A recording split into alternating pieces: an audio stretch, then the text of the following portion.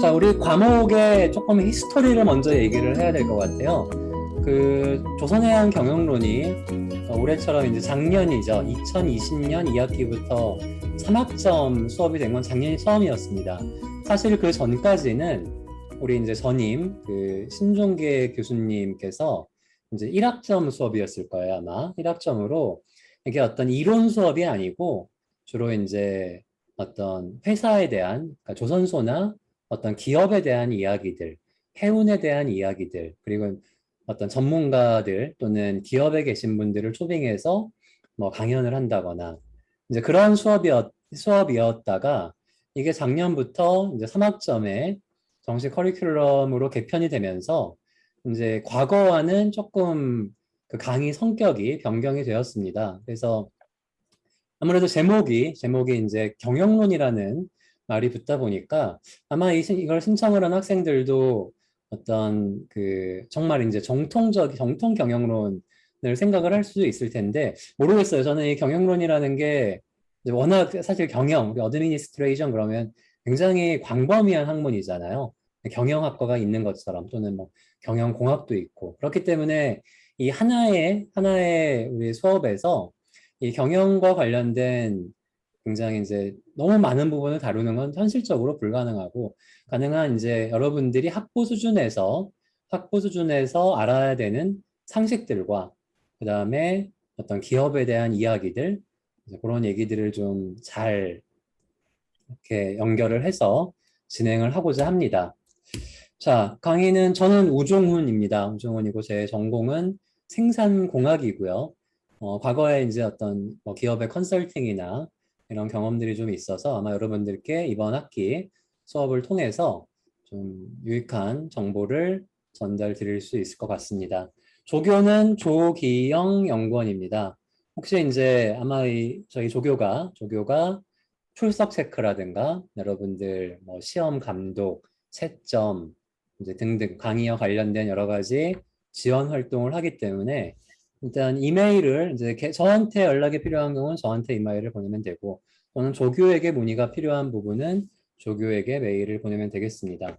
자, 이 과목의 성적은 출석 10%, 나중에 다 합쳐가지고 15주를 기준으로 해서 100점 만점으로 환산을 할 겁니다. 그게 이제 전체 성적의 10%가 들어가게 되고요. 과제가 나갑니다. 과제가 지금 한 3번 정도의 과제가 예정이 되어 있고 그 과제의 합산 점수가 20점이 될 겁니다. 그리고 시험 중간 기말 고사를 해서 시험이 60%, 그 다음에 이제 제가 여러분들의 어떤 뭐 강의 참여도라든가 뭐 질문 많이 하는 학생들 이런 게 보이거든요. 여러분들 강의의 어떤 이런 의지 또는 관심 이런 것들을 반영을 해서 제가 평가를 하겠다라는 겁니다. 그 참여도와 관련된 부분이 10%가 될 거고요. 강의 자료는 제가 매 수업 시간 전마다 ETL을 통해서 공유를 드릴 텐데 오늘 수업 내용도 지금 이 강의 개요 자료와 첫 번째 시간 전후방 산업에 대한 자료는 사실 ETL에 올라가 있는데 아마 오늘 접속을 해본 사람은 ETL 접속이 안 돼서 아마 받지 못했을 거예요. 뭐 크게 상관은 없습니다. 나중에 수업 마치고 ETL이 정상적으로 작동이 될 때 들어가서 다운로드를 받으면 되고요. 자, 한번 강의 내용을 간단하게 리뷰를 해보겠습니다. 자, 오늘은 강의 소개하고 그 다음에 전후방 산업의 특성 정도만 간단히 얘기를 할 겁니다. 그리고 다음 주에는 우리가 매주 월수 2시죠. 2시부터 3시 15분. 그래서 지금 코비드 19 때문에 당분간은 비대면 실시간으로 진행을 하고요. 혹시 제가 뭐 좀 여러분들한테 양해를 구하고 실시간 수업이 어려운 경우에는 미리 비디오를 녹화를 해서 업로드할 수도 있을 거고 자 일단 한 달은 이제 저희가 오프라인이 안 되기 때문에 한 달은 의무적으로 온라인으로 진행을 하다가 이제 학교의 지침이 10월부터 어떻게 달라질지는 모르겠지만 지침 변화에 따라서 온라인이 좀 더 지속이 될 수도 있고 아니면은 좀 코로나 상황이 개선이 되면 이제 강의실에서 우리가 대면으로 될 수 있을 것 같습니다. 자, 두 번째 주에는 여러분들이 이제 기업의 기본 조직이 뭐냐, 기업이 어떤 부서와 어떤 조직으로 구성이 되어 있는지, 그리고 그런 각 조직들의 역할, 조선소 또는 기업은 어떻게 경영이 되고 있는지에 대한 내용들을 살펴볼 거고요. 3주부터 4주 차에는 금융회계에 대한 어떤 상식적인 내용들과 함께 조선 해운에 대한 얘기를 좀 할 겁니다. 사실 해운이 우리가 어떻게 보면은 사실 그동안에 이제 조선해양 공학 분야에서 사실 해운을 많이 다루진 않았어요. 근데 조금만 곰곰이 생각을 해보면 조선산업이라고 하는 이 산업의 어떤 드라이버, 그러니까 조선산업이 활성화되고 또는 그렇지 않고의 가장 큰 영향을 주는 더 이제 메가 인더스트리가 해운입니다. 우리가 마리타임이라 그러죠. 해운. 그래서 여러분들이 어느 정도 해운에 대한 지식도 필요합니다. 그래서 그 3시간에 걸쳐서 해운에 대한 얘기를 좀 나눠보려고 합니다. 해운의 개요, 해운 시장의 경제학과 그다음에 해운 기업들. 우리나라만 하더라도 뭐 대표적으로 지금 요즘에 흠이라고 HMM이라고 있잖아요. 과거에 현대상선. 이제 그런 해운 기업들은 어떤 일을 하는지 또는 그다음에 어떤 이코노미 관점에서 어떤 의미를 가지는지에 대한 시간을 가질 거고요. 그 다음에 5주차에는 잠깐만 한번 볼까? 혹시 이 중에 우리 1학기 때 진행이 되는 생산공학 수강했던 학생 손 한번 들어볼래요? 하나, 둘, 셋. 한 3분의 1 정도 되는 것 같네요. 예, 내려도 됩니다. 좋습니다. 자, 전략은 우리가 이제 사실 생산공학 시간에 그 전략 이야기라고 해서 일부 다뤘었어요. 예를 들어서 뭐 Five Forces 뭐 내리라 마이클 포터 이론이라든가 그 다음에 뭐 가장 기본적인 스왓 이론 같은 것들 했잖아요. 이상하게 오늘 이제 우리 경영론 시간에는 조금 더 그 그러니까 좀 더 추가적인 내용들을 공부할 겁니다. 우리가 전략, 스트래티지 또는 전략 경영 이런 것들을 하기 위해서 여러분들이 흔히 알고 있는 어떤 경영 컨설턴트, 흔히 우리가 컨설팅이라고 하는 컨설팅 하는 사람들은 처음에 분석 어떻게 하지? 하는 그런 기본적인 분석 툴들과 방법론에 대해서 5주차에 공부를 할 거고 이런 내용들을 가지고 일단 중간고사를 저희 6주차에 보려고 합니다. 조금 빨리 보려고 해요. 6주차에 중간고사는 대면으로 여러분들이 학교에 와서 강의실에서 중간고사를 보게 될 예정입니다.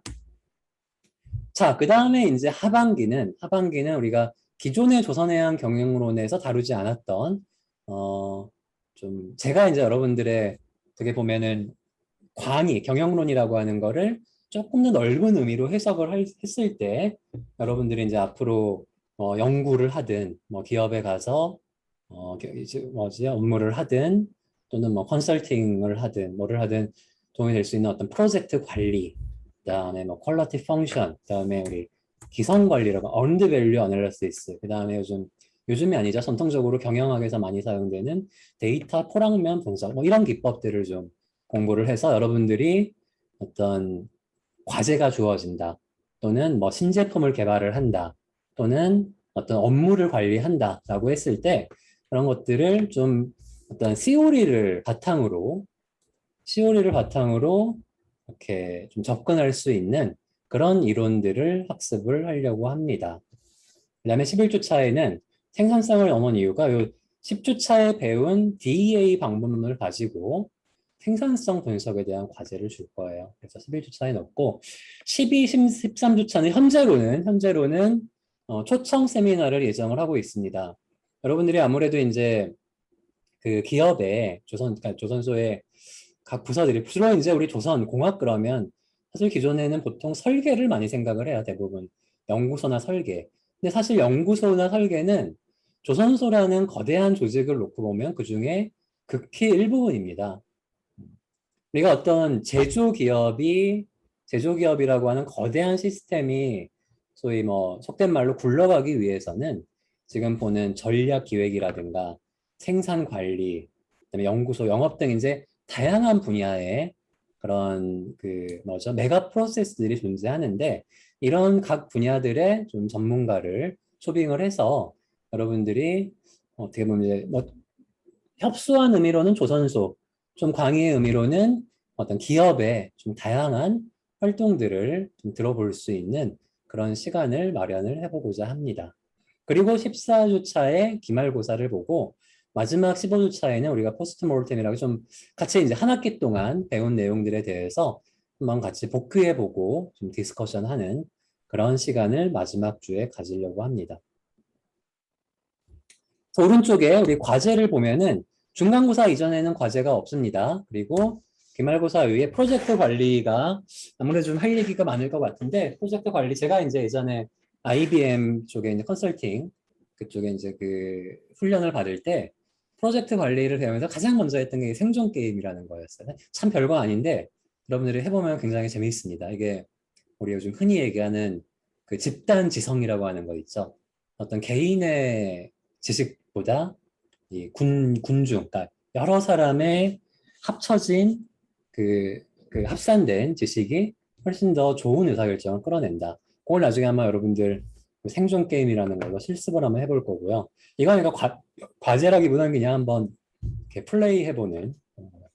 그다음에 QFD는 개인 과제가 나갈 거고요. 그다음에 기성관리, 언더밸류 어널리시스 관련해서도 개인 과제가 나가고 그다음에 생산성 분석을 위한 DEA 분석 개인 과제가 나갈 예정입니다. 그래서 이번 학기는 그 조별 과제는 없습니다. 그래서 4번의 개인, 그러니까 사실 3번의 과제와 1번의 실습 정도로 생각을 하면 되겠습니다.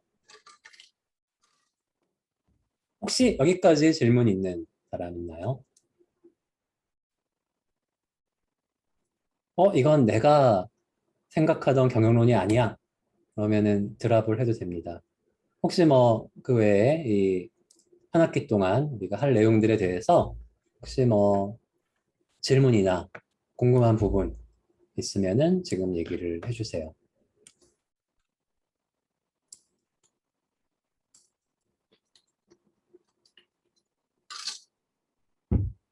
없어요?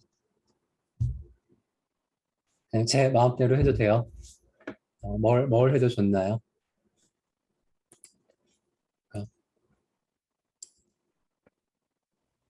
선생님, 이번 강의에서도 저번 이제 1학기 강의와 마찬가지로 모든 강의가 이제 다시 볼 수 있게 올려주시는지 궁금합니다. 여러분들이 그걸 원하나요? 그러니까 지금 우리가 이렇게 실시간으로 줌으로 하게 되면은 줌 영상을 지금 녹화를 하고 있습니다. 만약에 여러분들 필요하면은 제가 요거를 녹화를 조금 편집을 해서 유튜브로 공유를 하도록 하겠습니다. 네, 감사합니다. 임진우 학생 우리 본 적이 있나요? 처음 보나? 사실 저도 교수님 뵌 기억은 없습니다. 아, 그래요? 굉장히 헤어스타일이 락커 같네. 머리를 안 감아가지고. 안 감아서 그래요. 죄송합니다. 네. 좋습니다. 그러면 또 좀 더 제 얘기를 계속 해보죠.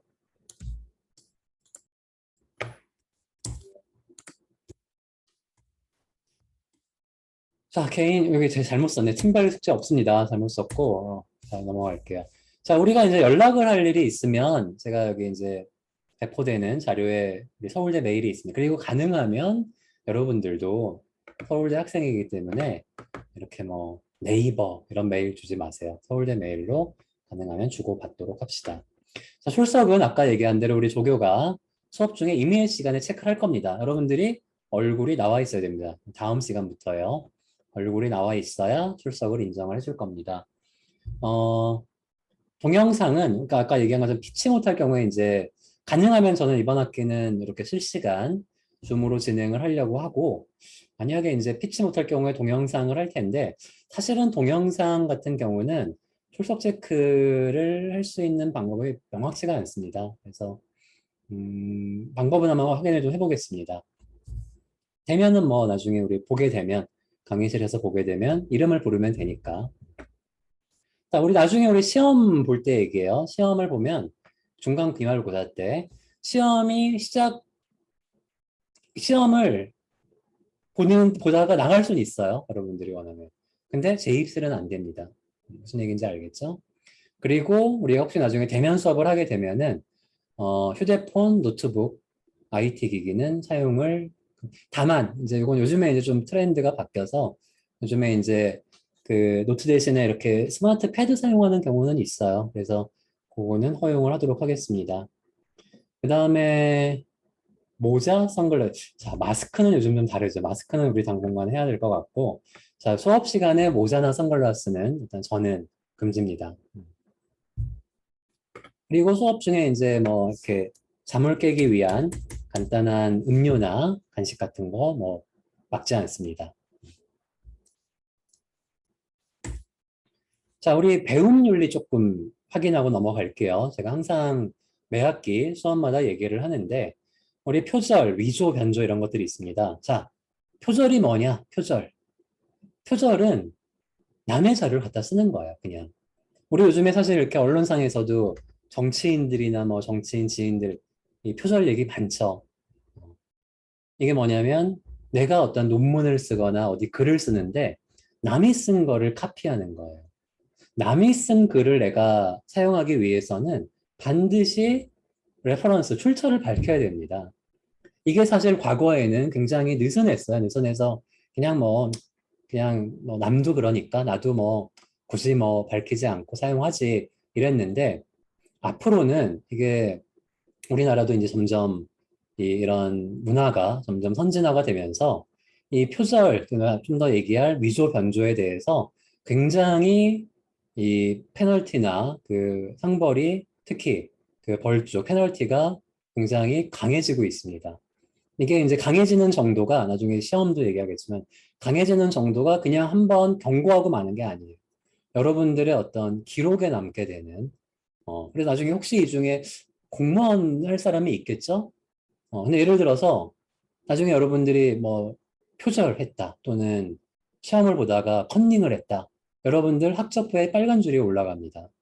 그러면 여러분들 특히 이제 공무원 같은 경우는 이 굉장히 큰 감점 요소가 되는 걸로 알고 있어요. 그래서 이제 앞으로 여러분들이 살아가는 세상에서는 이 배움 윤리에 대해서 그 어느 때보다도 더 여러분들이 스스로를 보호해야 돼요. 셀프 프로텍션을 해야 됩니다. 자, 그래서 표절. 만약에 내가 남이 다른 사람이 쓴 좋은 글을 인용을 하고 싶다. 그럼 출처를 밝혀야 돼요. 논문을 쓸 때도 마찬가지로 남이 어떤 연구한 것 중에 좋은 부분을 갖다 쓰면 반드시 레퍼런스에 포함을 시켜야 됩니다. 자, 표절 말고 위조와 변조가 있습니다. 자, 위조라는 거는 우리 위조 수표에, 위조 지폐 얘기하잖아요. 이건 뭐냐면 실제가 아닌 거를 있는 것처럼 하는 거예요. 즉, 없는 자료를 있는 것처럼 이게 마치 없는 건데 진짜인 것처럼 하는 거를 위조라고 하고요. 변조는 기존에 있던 자료인데 이게 페이크예요. 근데 얘를 이렇게 막 어떤 변경을 해서 자료를 변경하는 거를 변조라고 합니다. 물론 이 두 가지도 표절만큼 심각한 위법 행위가 됩니다. 그 다음에 이제 요즘에 또 강화된 것 중에 하나가 자기복제가 있습니다. 자기복제. 똑같은 자료를 두 군데 이상의 제출을 하는 것도 여러분들 이 배움 윤리에 어긋납니다. 이게 어떤 얘기냐면 아직 여러분들은 이제 혹시 이 중에 학술 논문 써본 사람이 있어요? 요즘에 워낙 빨리 쓰니까 논문 써본 사람이 있어요? 페이퍼 어디 뭐 저널이나 이런데 요즘에 고등학교 때도 쓰던데 아닌가? 자, 어쨌든 우리 논문을 쓸 때 이런 경우가 있어요. 과거에 보면은 이게 이제 특히 이제 교수 사회에서 실적이니까 논문이라는 건 실적이기 때문에 하나의 논문을 서로 다른 저널에 초고를 하는 겁니다. 안 걸릴 줄 알고. 근데 이거는 요즘에 굉장히 심각한 범죄입니다. 만약에 저희 같은 이제 교수 사회에서는 이거는 심지어 이제 학교에서 징계를 받는 상황이 돼요. 굉장히 큰 중징계를 받습니다. 근데 이게 사실은 제가 이제 무겁게, 이게 왜 그래? 끊겼나? 아니다. 잠시만요. 됐다. 이게, 내 자료를 내가 쓴다는데 왜 뭐라 그래? 근데 그렇지 않아요. 어떤 일들이 있냐면, 예를 들어서 내가 A라는 저널에, 예를 들어서 우리 조선이니까, 조선해양 대한조선학회에 지에 논문을 냈어요. 근데 여기에 글을 낸 글이 있겠죠? 근데 이걸 나중에 어딘가에 그대로 카피해다가 다른 저널, 예를 들어 기계학회에 내는 거예요. 그러면 이거는 자기 복제로 나중에 걸립니다. 왜냐하면 이미 어떤 저널에 내가 글을 투고했을 때에는 이 글에 대한 카피라이트를 양도를 합니다. 그 퍼블리셔한테, 출판사한테. 그러면 내가 썼지만 사실은 더 이상 내 것이 아닌. 그 글을 이미 퍼블리시가 돼서 그 퍼블리셔가 카피라이트를 가지고 있는 글을 나중에 딴 데다 옮겨 쓰는 거는 마찬가지로 위법행위가 된다는 얘기예요. 여러분, 특히 중에 나중에 어디 연구소에 가거나 교수 할 사람들은 이거 굉장히 이 신경을 써야 되는 문제입니다. 왜냐하면 이 자기 복제 같은 경우는 굉장히 쉽게 발생할 수 있기 때문에 사실은. 자, 그 외에 이제 무임승차, 우리 프리라이딩이라고 프리라이더들 안 됩니다. 다행히 이번 학기 우리는 조별 과제는 없기 때문에 프리라이더는 없을 거라고 생각은 하지만 그래도 이제 여러분 다른 수업에서도 왜냐면 이게 항상 이 그룹 과제를 주다 보면은 그렇게 이제 막 교수가 잔소리하고 절대 안 된다고 해도 항상 이게 뭐 2대8 파레토 법칙처럼 반드시 프리라이딩 하는 학생들이 생기더라고요. 참 이 컨트롤하기가 어려운 부분이긴 한데 그래도 스스로 신경을 써야 된다. 그다음에 과제물을 다른 곳에서 구매 및 양도하는 경우도 안 되고요. 당연히 안 되겠죠. 자, 우리 특히 이제 숙제 같은 경우에 제가 여러분들 숙제는 가능하면 ETL을 통해서 받을 텐데 우리 ETL에 굉장히 좋은 기능이 있습니다. ETL을 통해서 숙제를 받으면은 이 뭐죠? 카피 동일한 정도가 크로스 체크가 돼요. 그래서 다른 사람의 것을 카피하는 경우에 보여주는 사람도 페널티를 받는다. 보여주지 말란 얘기입니다. 치사하다고 하지 말고 그냥 자기 숙제는 자기가 하면 됩니다. 자, 우리 인트로덕션은 여기까지입니다. 혹시 여기까지 또 질문 있는 학생 있으면 질문해 주세요. 자, 조선산업의 전후방 산업 특성을 볼 텐데요. 자, 먼저 조선산업과 우리 이제 그 해양, 사실 요즘에 플랜트란 말은 잘 쓰지 않습니다. 플랜트보다는 해양 구조물, 해양 플랫폼인데 이게 이 콩글리시 같은 거거든요. 사실은 해양 플랜트는 나중에 여러분들 혹시 외국 나가서 오프쇼어 플랜트라는 말은 쓰면 안 된다기보다 외국어에 그런 용어가 없습니다. 주로 오프쇼어 플랫폼 또는 오프쇼어 스트럭처 이렇게 얘기를 해요. 이게 콩글리시화가 돼가지고 우리나라에서만 유난히 해양 플랜트라는 말을 쓰는데 자, 일단 우리 전방산업, 후방산업부터 봐야겠죠? 전방이 뭐고 후방이 뭐냐라고 하는데 이 전방과 후방이라는 거는 내가 속해 있는 산업을 기준으로 상대적인 겁니다. 그래서 자, 이게 우리가 강으로 생각을 하면 될 거예요. 강이 상류부터 하류가 있잖아요. 그러면은 우리가 조선을 보면은 조선도 우리가 철강부터 시작을 해가지고 배를 구매해가는 선주까지가 있죠. 그러면 철강 업체가 조선소에 그 강제를 납품을 하고 조선소는 배를 만들어서 선주한테 납품을 하고 그러면 조선소가 이제 조선소를 주체로 보면은 조선소는 항상 그러니까 이 산업의 주체는 항상 하류를 바라봅니다. 하류를 바라봤을 때 내 앞에 있는 산업이 정반산업 그 다음에 내 뒤에 상류에 있는 산업을 후방산업이라고 합니다. 그러니까 지금 예로 든 철강, 조선소, 선주 하면은 조선소의 입장에서는 후방산업이 철강, 전방산업이 선주가 되는 거고요. 반대로 철강업체 입장에서는 조선소와 선주가 전부 다 전방산업이 되는 겁니다. 요 기준만 가지고 있으면 아마 여러분들이 그 전, 후방 산업을 구분을 함에 있어서 큰 어려움이 없을 겁니다. 일반적으로 제품의 소재를 주로 만드는 업종을 후방 산업 쪽에 주로 그렇겠죠. 아무래도 소재나 재료나 부품을 만드는 산업이 업스트림에 있고요. 그 다음에 주로 최종 소비자가 접하게 되는 그래서 선주도 여기에 속하게 되고 우리가 예를 들어서 일반 이렇게 소비 제품으로 보면은 예를 리셀러, 뭐 리테일러 또는 뭐 마트, 편의점 이런 게 다 전방 산업에 포함이 되겠습니다.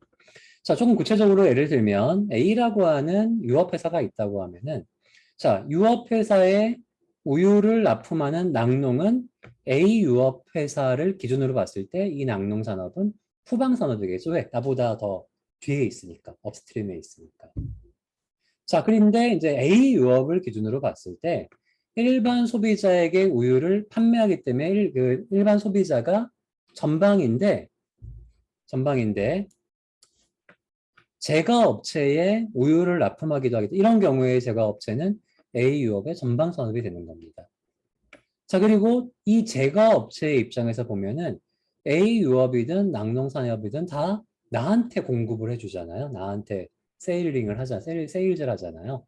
그렇기 때문에 제과업체 입장에서는 낙농과 A 유업이 모두 후방 산업이 되겠습니다. 자, 그리고 이렇게 전방 산업과 후방 산업을 다 보유하고 있는 그런 업체를 우리가 수직 계열화되어 있다고 보통 얘기를 하죠. 우리나라의 대표적인 수직 계열화 업체가 어디가 있죠? 어디? 채팅으로 얘기해도 되고요. 자, 답할 사람은 마이크를 켜고 답을 하면 됩니다. 우리나라의 대표적인 수직 계열화 기업이 어디예요? 어디가 있을까요?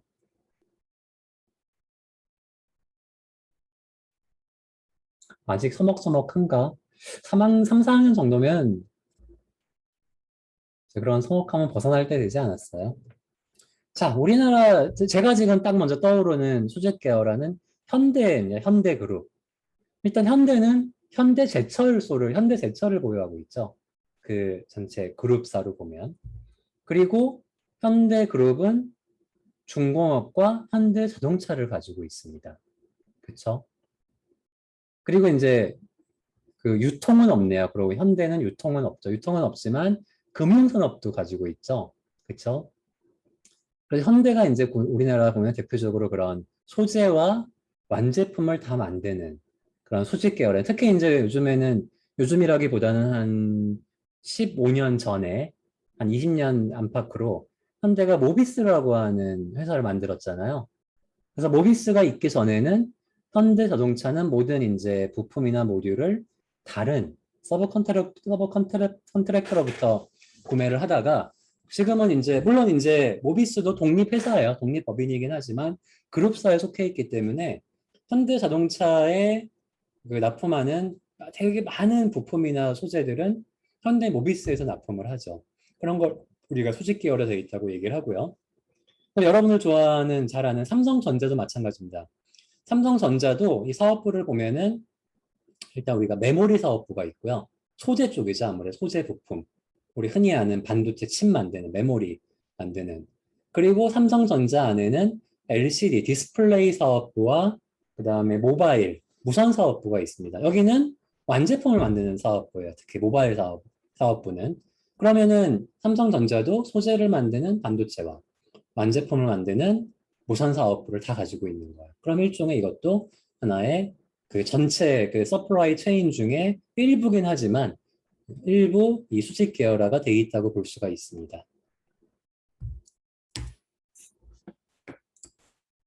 자, 그러면 우리가 이제 우리가 커머셜 베슬이라고 하는 상선의 전후방 산업을 살펴보도록 할게요. 자, 제일 먼저 우리 조선소를 먼저 중심으로 봐야겠죠? 조선소. 자, 조선소의 대부분의 고객은 선주, 특히 해운사입니다. 우리 잘 아는 마르스크나 CMA, 에버그린, 그 다음에 한진, 지워야겠네. 한진은 문을 닫았죠. 그다음에 코스코, 그 다음에 지금 HMM, 마린 머천트라고 하는 현대상선. 이런 데가 선주입니다. 선박을 구매하는 고객들이에요. 자, 그러면 이 선주사는 조선소에 주문을 넣습니다. 주문. 넣을 때 이 딜의 중요한 요소 중에 하나가 성가겠죠. 성가를 제시하고 주문을 합니다. 그럼 조선소는 이 선주에 대한 후방 산업으로서 이 성가를 가지고 이 품질에는 성능이 다 포함이 됩니다. 선속이라든가 적재량이라든가 안정성 같은 품질이 확보된 선박을 딜리버리 하게 됩니다.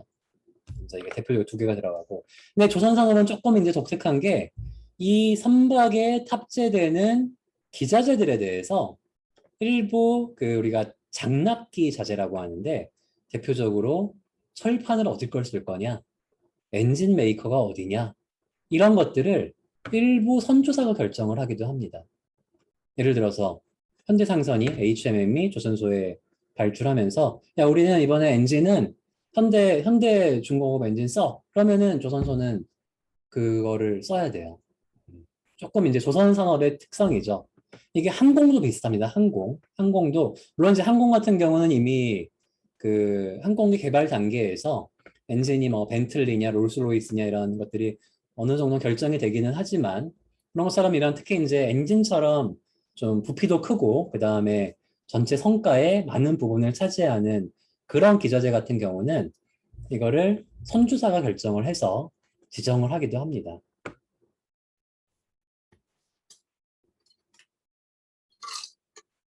자, 그 다음에 이제 여러분들이 좀 낯설 수 있는 부분인데 이 금융 부분입니다. 금융.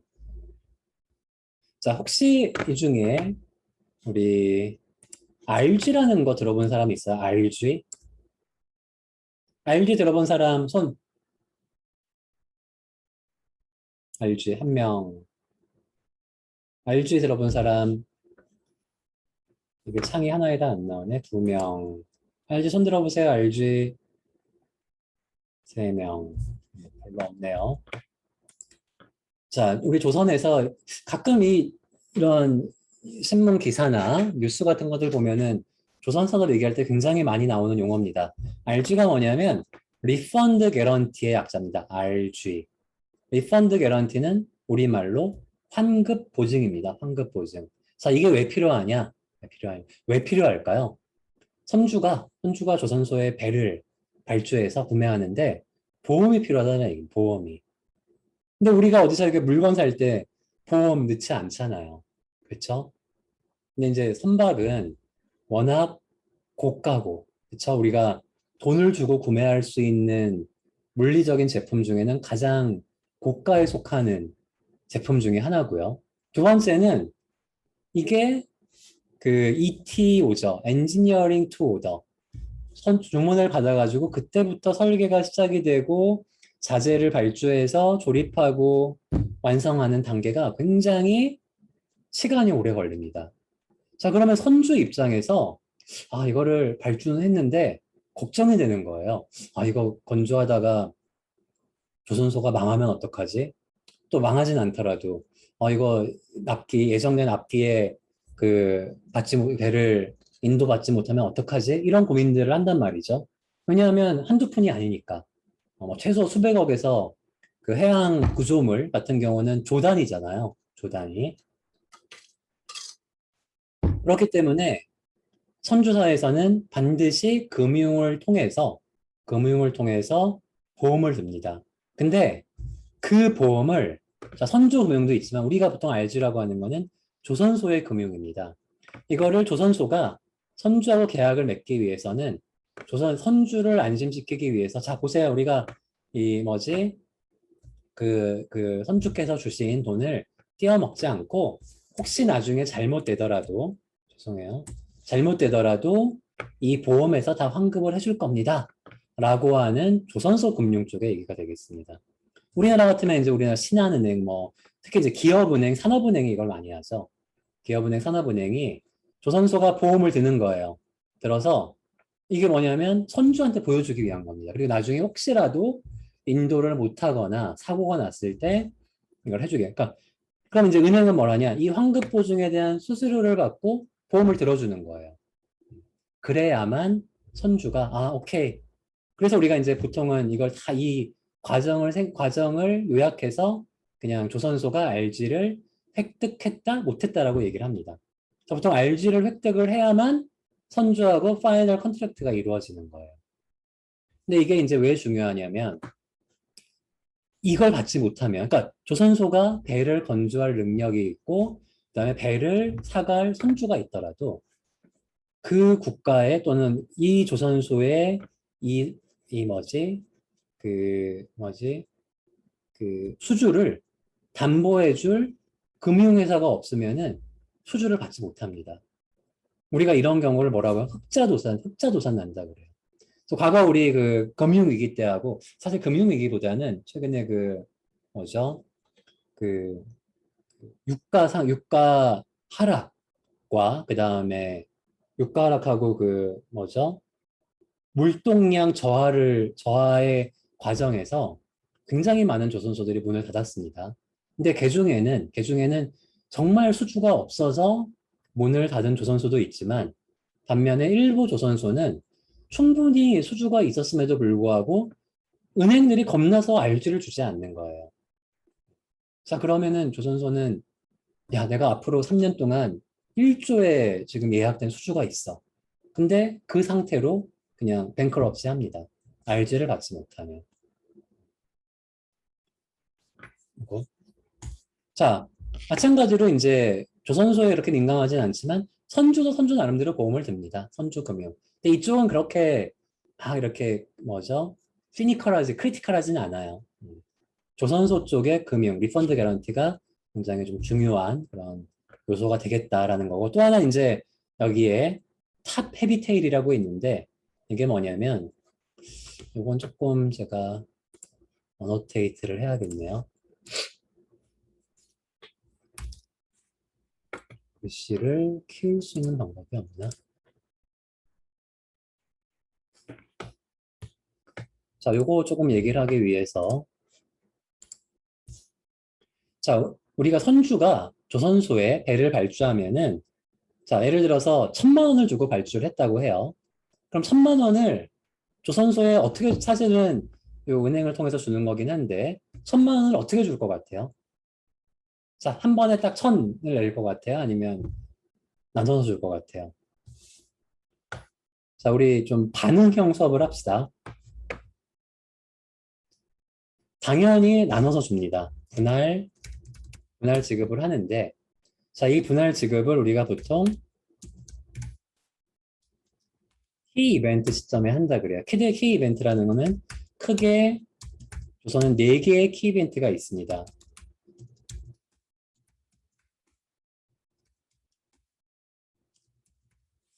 자, 이 4개가 뭐냐면 각각 발주한 선박에 들어가는 첫 번째 강제를 스틸 커팅하는 날짜가 있습니다. 그게 첫 번째 키 이벤트고요. 두 번째는 킬링입니다.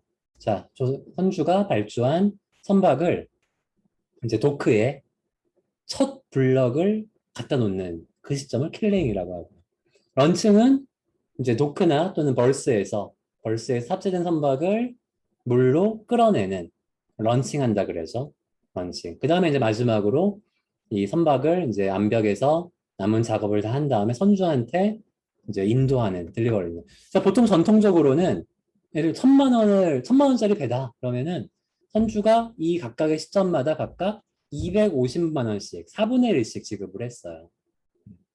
근데 조선산업이나 이런 해운이 어려워지면서 이 교섭력이 이제 선주한테 점점 몰리는 겁니다. 이거 우리 나중에 많이 줄게. 우리 인도할 때 더 많이 줄게. 그게 이제 우리 헤비테일이라고 하는 겁니다. 헤비테일. 어디 갔지? 잠깐만요.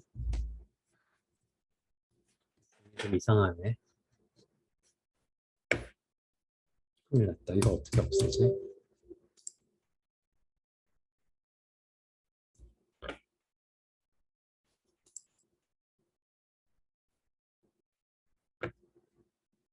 잠시만요.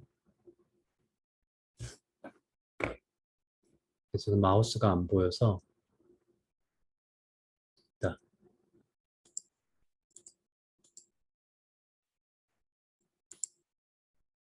됐다. 문제네. 헤비테일이 뭐냐면 기존에 이 키 이벤트마다 4분의 1씩 지급하던 선박 대금을 앞에는 조금 주거나 안 주고 뒤에 왕창 주겠다는 거예요. 그러니까 그만큼 조선소는 돈을 받지 못한 상태에서 굉장히 많은 기간을 스스로의 금융 능력으로 건조를 해야 되는 겁니다. 그리고 마지막에 이제 그 돈을 다 받는데 이게 어떤 문제들이 있냐면 나중에라도 다 받으면 다행인데 이게 해운 경기가 나빠지면은 선주사들이 온갖 트집을 잡아서 캔슬을 해버릴 때가 있어요. 자, 그러면은 그동안 건조. 물론 이제 조선소도 만만치는 않아서 계약 조건에 이제 그런 어떤 경우에 대해서 다 프로텍션을 하긴 합니다. 그럼에도 불구하고 어쨌든 큰 손해를 보기는 하죠. 그건 이제 우리가 헤비테일이라고 합니다. 자, 그런 관계고요. 마찬가지로 선주와 조선소의 관계처럼 또 선주의 고객은 화주입니다. 화주. 이건 이제 실제로 이제 제품들을 운송을 해야 되는 제품을 만들거나 유통하는 업체들이 되겠죠. 그래서 화주도 마찬가지로 우리 가끔 그렇잖아요. 가끔 그 컨테이너선이 가다가 침몰하는 경우도 가끔 있고 이번에 그 어디죠? 그 수에즈인가요? 수에즈 이번에 그 대형 선박이 딱 길목을 가로막아서 문제가 생겼던 게 어디죠? 수에즈 맞을 거예요. 그런 이제 사고가 발생을 해서 제때에 화물이 도착하지 못했을 때 그때 보험이 필요합니다. 그걸 우리가 적하 보증이라고 합니다. 적하 보증. 자, 그래서 상선을 기준으로 보면은 조선소의 전방 산업으로서 이런 금융인 선주와 화주가 있는 거고요. 조선소의 후방 산업으로 이런 기자재, 철강 엔진, 그 다음에 조금 애매하지만 조선소에 있어서 조선소의 금융은 사실은 후방이다 전방이다라고 조금 나누기는 애매합니다. 애매한데 굳이 나누자면 후방에 가깝다고 볼 수 있어요. 왜냐하면 조선소를 지원하는 역할이기 때문에. 자, 이런 맥락으로 해양구조물의 전후방 산업을 보면은 자, 조선소와 기자재는 거의 유사합니다. 근데 이제 해양구조물 같은 경우는 선주가 주로 에너지 기업들이죠. 우리 세븐 시스터즈라고 하는 우리나라의 코게스도 있고요. 이런 에너지 기업들이고 그 다음에 이 조선소와 에너지 기업 간의 금융 관계는 똑같습니다. 다르지 않아요. 이 건조 대금과 환급 보증이 다 존재를 하고 그리고 대신에 이제 선주사 대신에 에너지 기업이 들어옴으로써 이 에너지 기업들의 다시 고객은 왜 이러냐 좀 이상하네 이게. 고객들은 해양 플랜트 구조물 운용 해체사가 있는데 이거는 아까 우리 앞에 있는 화주사하고 조금 다릅니다. 화주사하고 다른 게 자, 여기는 아까는 우리가 앞에 보면은 화주는 선주의 고객이었어요. 그쵸? 근데 해양구조물 운용해체사는 반대입니다. 이 운용해체사의 고객이 에너지 기업입니다. 무슨 얘기냐면 에너지 기업이 조선소에서 예를 들어서 FPSO를 발주해서 구매해 갔어요. 근데 이 FPSO를 구매하면 에너지 기업이 스스로의 능력으로 트랜스포테이션 하고 인스톨레이션 할 수 있냐? 못합니다. 그거를. 못하기 때문에 또 그런 일들을 전문적으로 하는 커미셔닝 회사들이 있어요. 모덱 같은 그런 외국 그 엔지니어링 컴퍼니들이 있습니다. 그게 이제 우리가 일반 상선하고 조금 다른 부분이 되겠습니다. 자, 여기까지 혹시 질문 있나요?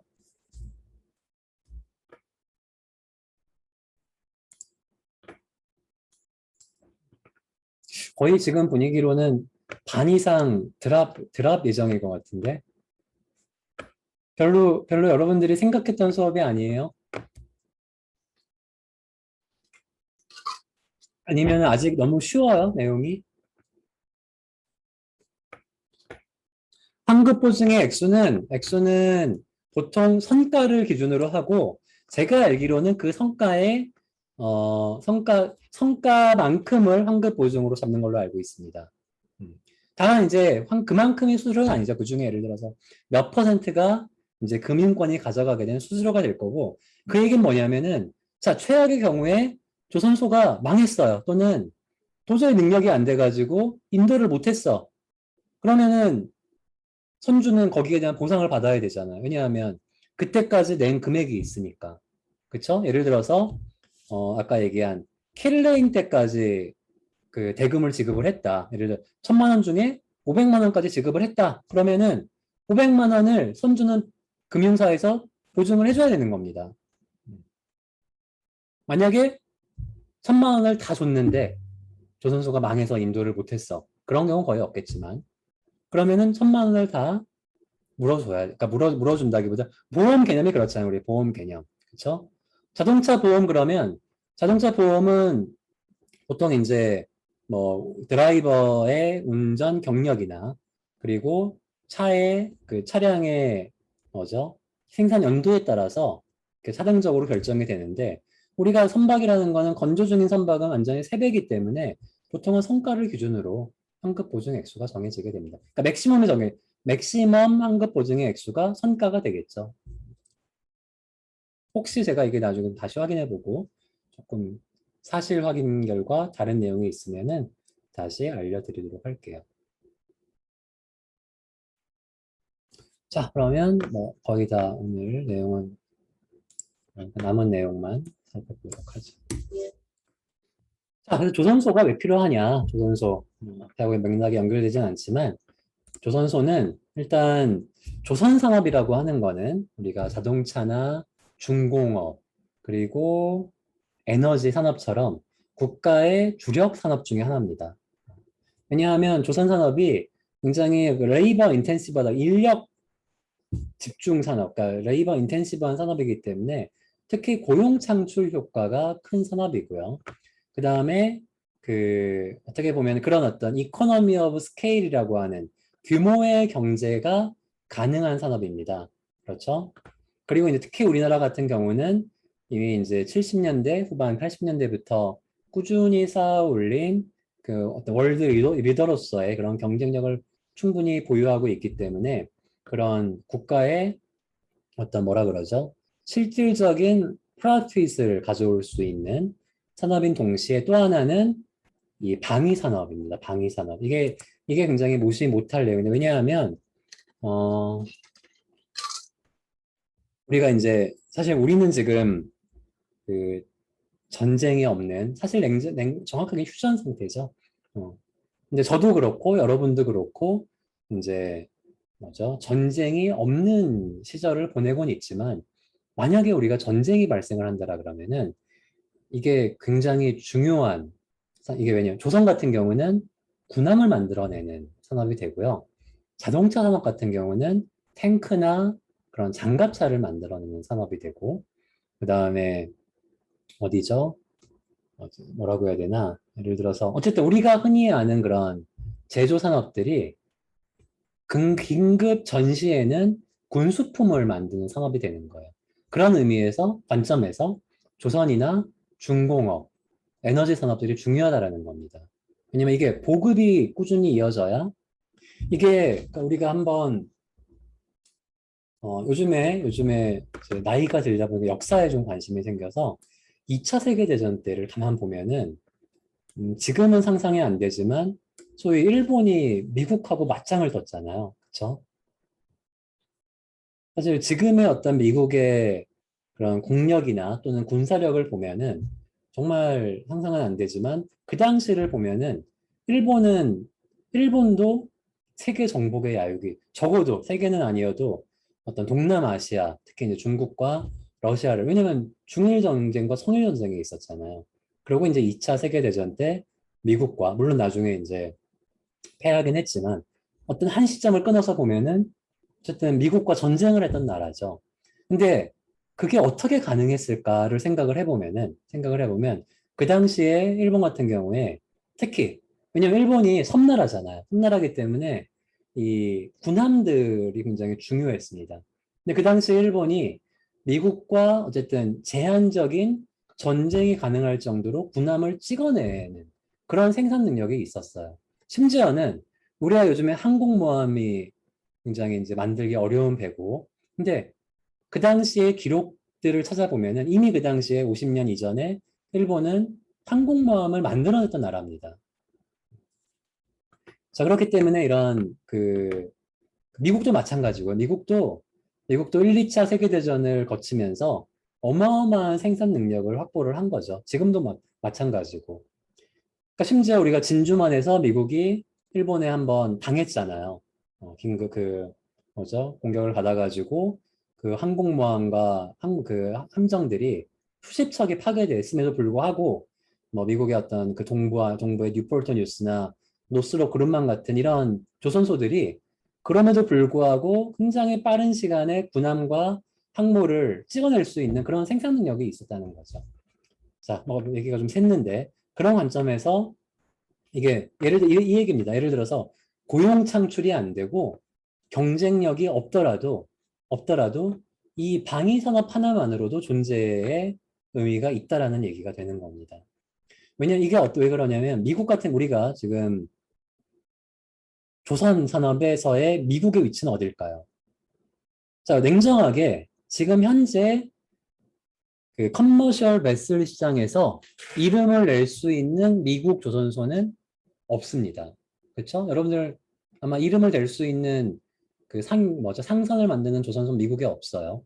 근데 항공모함과 군함을 만드는 대형 조선소는 미국에 아직도 많이 있습니다.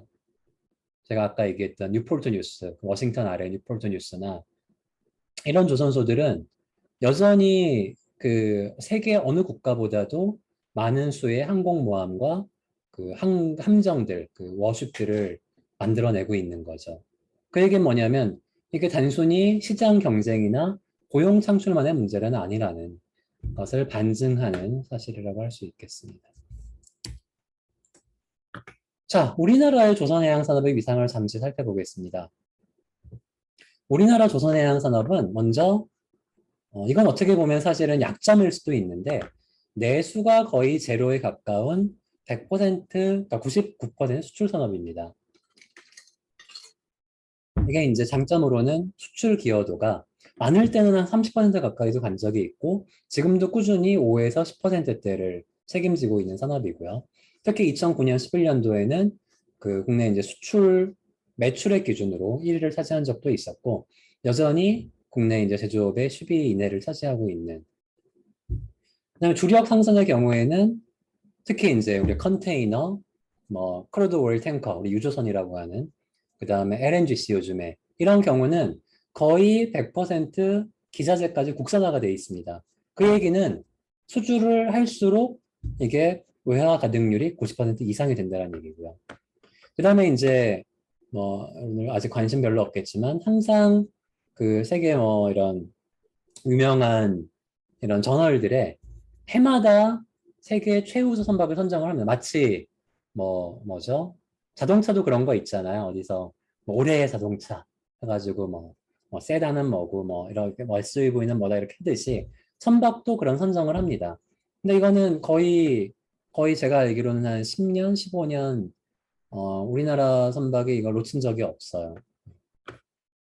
다만 최근에 이제 뭐 코로나 사태라든가 그 다음에 유가 하락 등으로 인해서 이제 위기를 겪고 있죠. 특히 이 중소형 조선소들이 위기를 겪고 있는데 아마 우리가 이거 나중에 이제 한번 좀 디스커션 할 시간도 있겠지만 아마 좀 이렇게 합병과 그 다음에 어떤 산업을 정리를 통해서 조금 더 이렇게 로버스트해지는 탄탄해지는 기회가 되지 않을까 생각을 합니다.